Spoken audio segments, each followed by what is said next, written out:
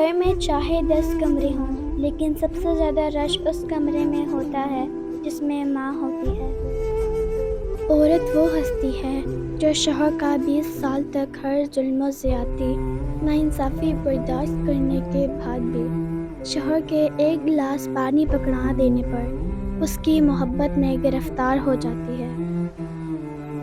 من چاہے عورت کو 1 منٹ دیکھنا مرد کا 24 گھنٹوں تک ڈپریشن لیول مینٹین رکھتا ہے۔ اسلام ہمیں پسند کی شادی کی اجازت دیتا ہے، لیکن اسلام بھاگ کر اپنے والدین کی عزت کا جنازہ نکال کر شادی کرنے کی اجازت بالکل نہیں دیتا۔ عورت کتنی بھی خوبصورت کیوں نہ ہو، وہ پیارے دوپٹے میں ہی لگتی ہے۔ دنیا کی ساری کامیابیاں سمیٹنے کے بعد بھی مرد اپنی من پسند عورت کے قدموں میں شکست تسلیم کر لیتا ہے۔ مرد کا دل جب عورت سے بھر جاتا ہے تو وہ 3 کام کرتا ہے۔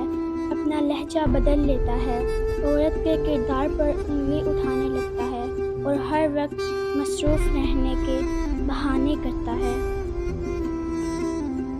قرآن پاک میں مرد اور عورت کی دوستی کا ذکر کہیں بھی نہیں ہے۔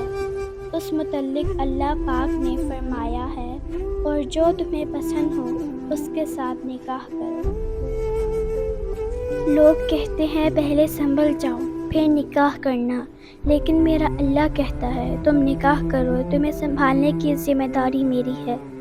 3 لوگ جب آپ کے سامنے بات کر رہے ہوں تو انہیں مت روکیں، والدین، بچہ اور غم زدہ انسان، کیونکہ ان کا دل بول رہا ہوتا ہے۔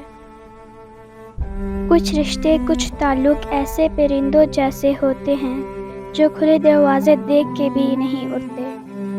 رشتوں میں بھروسہ اور موبائل میں نیٹ ورک نہ ہو تو لوگ گیم کھیلنے لگتے ہیں۔ جب اللہ کا کرم ہو جاتا ہے تو وسیلے بھی بن جاتے ہیں اور مانگنے کا طریقہ بھی آ جاتا ہے۔ ماشاءاللہ۔